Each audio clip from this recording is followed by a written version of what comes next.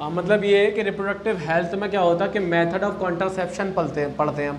Contraception या contraceptive method भी इसको बोलते हैं। इसका मतलब होता है किस तरह से बच्चे को नहीं होने देना है। बर्थ कंट्रोल मेथड भी आते हैं, कहते हैं।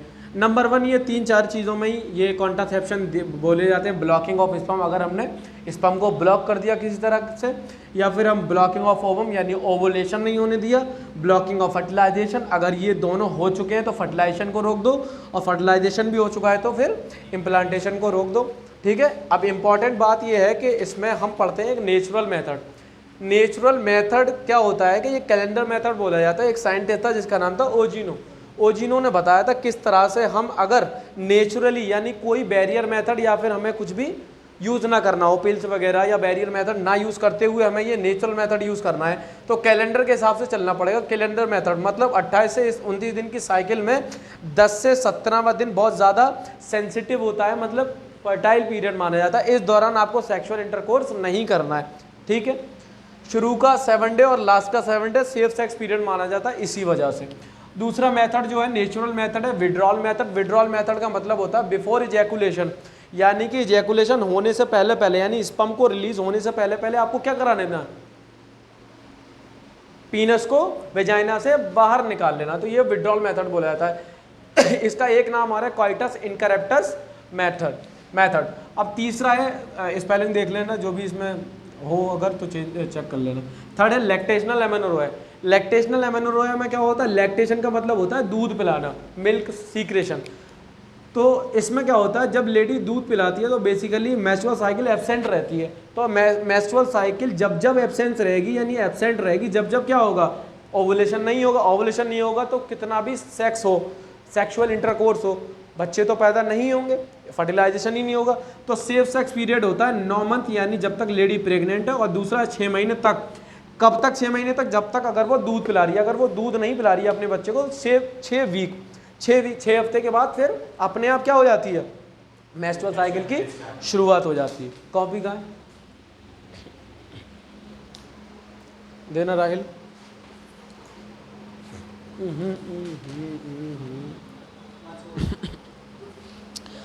तो अब आप लिखेंगे if mother breast feed her baby,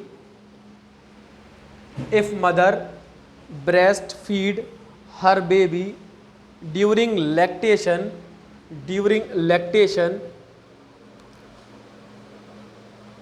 अगर माँ अपने बच्चे को दूध पिला रही है, if mother breast feed her baby during lactation, तो एरो करके लिखेंगे 6 मंथ तक मेंस्ट्रुअल साइकिल ऑफ रहेगी, मेंस्ट्रुअल साइकिल ऑफ, और कह सकते हैं 6 month safe sex period.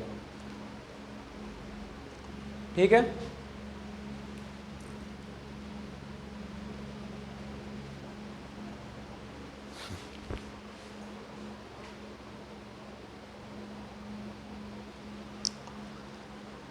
If mother do not breastfeed her baby, if mother do not breastfeed her baby, अगर माँ अपने बच्चे को दूध नहीं पिला रही है तो क्या होगा, 6 हफ्ते तक सेफ रहेगी।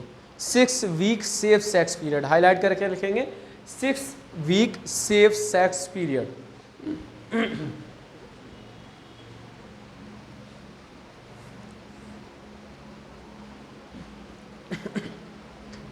अब दूसरा मेथड लिखेंगे। नेचुरल मेथड खत्म हो गए। नेचुरल मेथड हमने नंबर 1 कैलेंडर, दूसरा विड्रॉल, तीसरा लैक्टेशनल अमेनोरोया।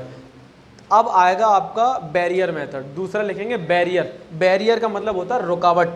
ठीक है, लिखेंगे बैरियर मेथड। दूसरा मेथड है आपका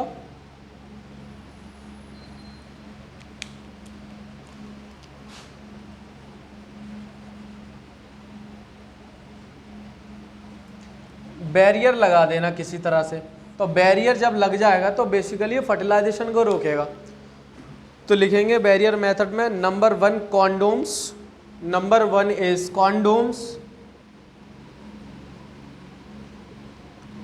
कॉन्डोम्स, या फिर यहाँ पे फीमेल की बात की जाए तो फेमिडोम्स। क्या, देखो लड़का अगर यूज़ करेगा, मेल यूज़ करेगा तो वो कॉन्डम होता है, और फीमेल अगर यूज़ करती है तो फीमेल कॉन्डोम को फेमिडोम बोलते हैं। क्या बोलते हैं, फेमिडोम बोलते हैं। ठीक है। अब ये लिखेंगे, ये दोनों बनते किससे हैं? मेड बाई पॉलीयूरीथीन, मेड बाई पॉलीयूरीथीन, तो made by पॉलीयूरीथीन।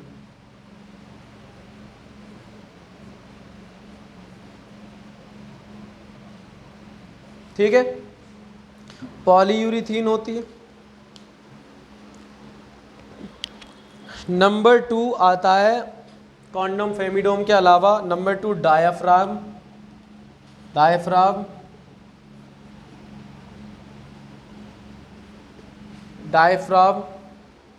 Cervical cap,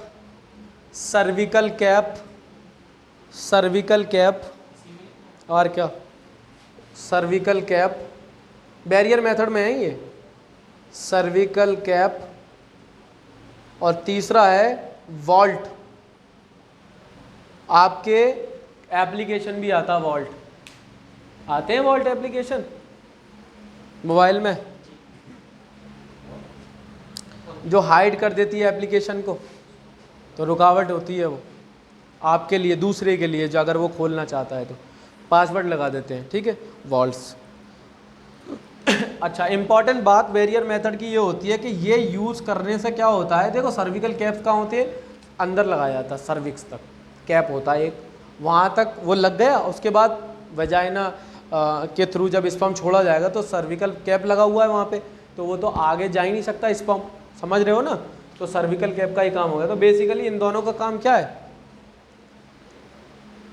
fertilisation को रोकना। तो इसमें इम्पॉर्टेंट ये फ़ायदेमंद इसलिए है कि ये प्रिवेंट करता है, ये दोनों प्रिवेंट करते हैं, यानी बैरियर मेथड प्रिवेंट एसटीडीज, यानी इसमें सेक्सुअल ट्रांसमिटेड डिजीज़ को फैलने के संभावनाएं बहुत कम हो जाती हैं, और पीआईडीज, एसटीडीज और PID, pelvic inflammatory disease,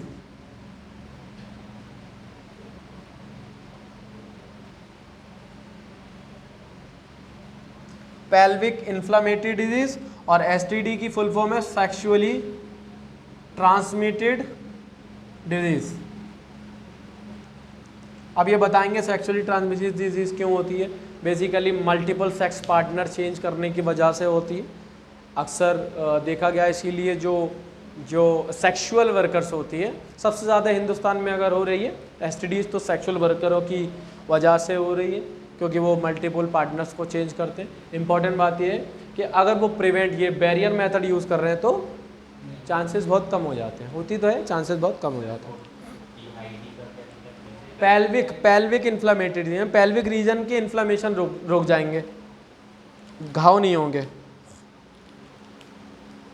question लिखेंगे कैसे आता है नीट में,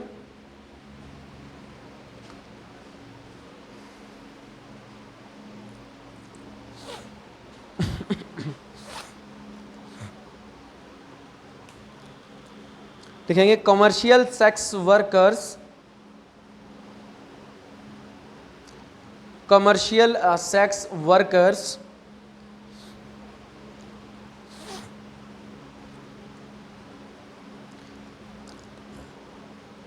cervix cancer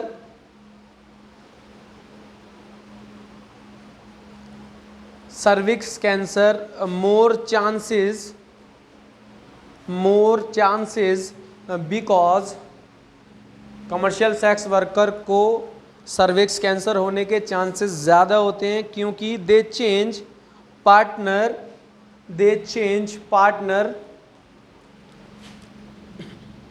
continuously,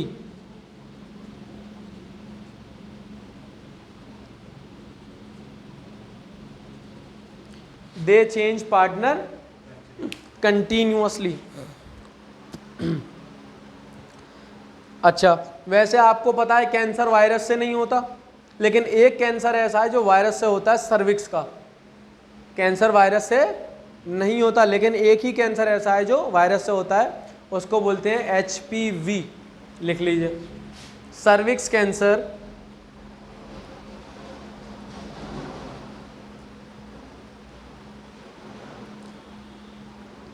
caused by cervix cancer caused by HPV, human papilloma virus. Faisal समझ में आ रहा है? तुम्हारा नाम आ गया वीडियो में, फेमस हो जाओगे तुम। Human papilloma virus.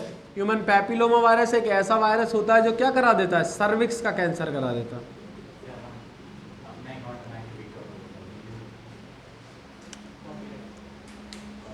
इसमें आवाज पहुंच जाएगी,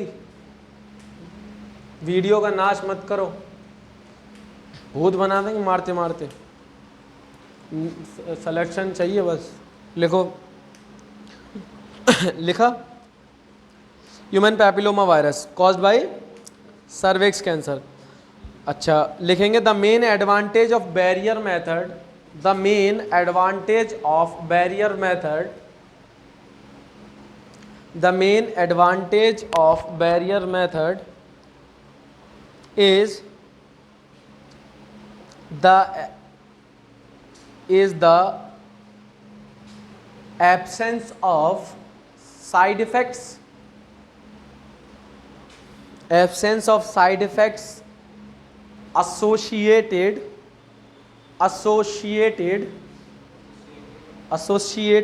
with pills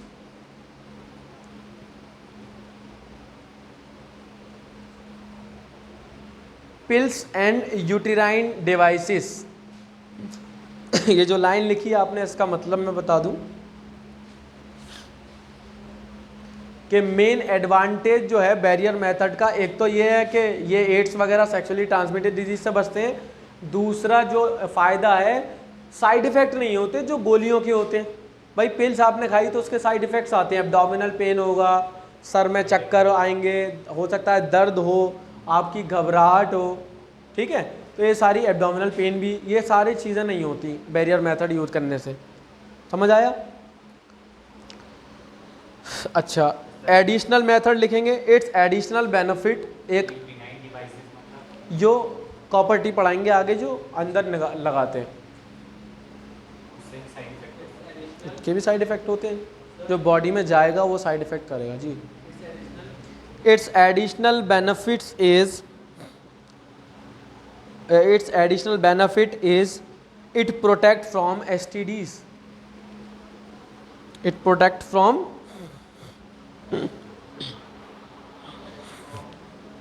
STD, sexually transmitted diseases, and PIDs, pelvic inflammatory diseases।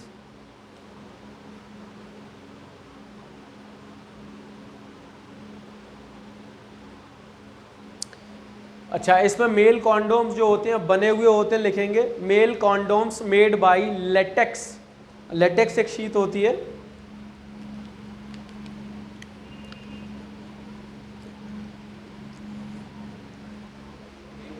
Latex LATEX। Female condom यानी female femidoms made by, female femidoms made by, female femidoms किससे बनते हैं? फीमेल फेमिडोम मैंने बता दिया, ये कहाँ गया? पॉलीयूरेथेन।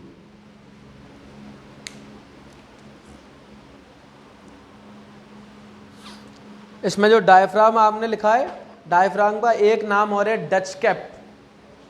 लिखिए diaphragm is also known as Dutch cap, DUTCH। इसमें जो डायफ्राम आपने लिखा है ना, ये इसका एक नाम और है DUTCH, डच कैप। ये सवाल आता है नीट में, मेड बाय, ये लेटेक्स का सवाल आता है नीट में, पैरामेडिकल कोर्सेज में। STDs इन्फ्लेमेटरी डिजीज से बचाने वाला मेथड आपका सबसे ज़्यादा आपका ये बैरियर मेथड है। ये सारे सवाल आते हैं आपके। ये इंपॉर्टेंट है सवाल HPV के ऊपर। ऐसा कौन सा वायरस है जो सर्विक्स कैंसर करता है? HPV, ह्यूमन पैपिलोमा वायरस, ठीक है। तहवील सवाल।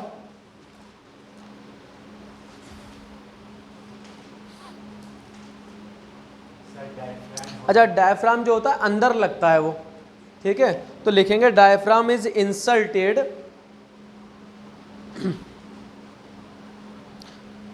तो कब लगेगा, डायफ्राम इंसर्ट किया जाएगा अंदर, कब लगेगा, सेक्सुअल इंटरकोर्स से पहले ही तो लगेगा, तो before sexual intercourse, sexual intercourse से बिफोर ही अंदर लगाते हैं डायफ्राम को, तो before sexual intercourse must remain और लगा रहना चाहिए, मस्ट रिमेन फॉर 6 आवर्स, 6 घंटे तक लगा रहना चाहिए।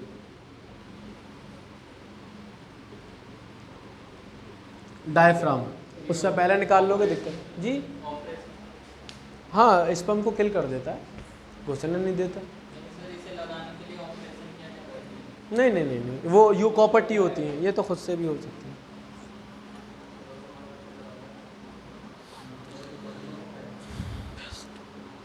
अच्छा, सवाल आता है, लिखिए क्वेश्चन बना के, बेस्ट मेथड्स ऑफ कॉन्ट्रासेप्शन, मतलब कौन सा मेथड सबसे ज़्यादा अच्छा होता है सेक्सुअल वर्कर्स के लिए।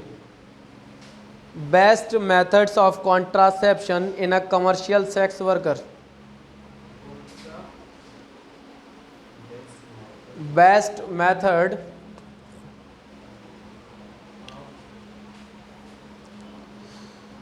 contraception in a commercial sex worker.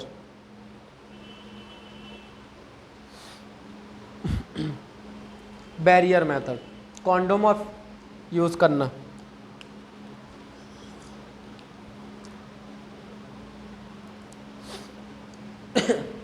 ऐसी महिला या मेल, महिला की बात है, इंपॉर्टेंट बात यह है, ऐसी महिला जिसको हार्ट की डिजीज़ है, उसके लिए कौन सा मेथड सबसे ज़्यादा अच्छा होता है। देखो, पिल्स खाएगी तो साइड इफ़ेक्ट आएंगे, हार्ट पे पड़ता है, इसीलिए मेल पार्टनर को यूज़ करवाया जाएगा कॉन्डोम। ठीक है, तो लिखिए, best contraceptive method in a patient with heart disease, best contraceptive method in a patient with heart disease, जो महिला दिल की बीमारी से ग्रसित है। सर ने क्या हिंदी बोल दी, फैसल देख रहा।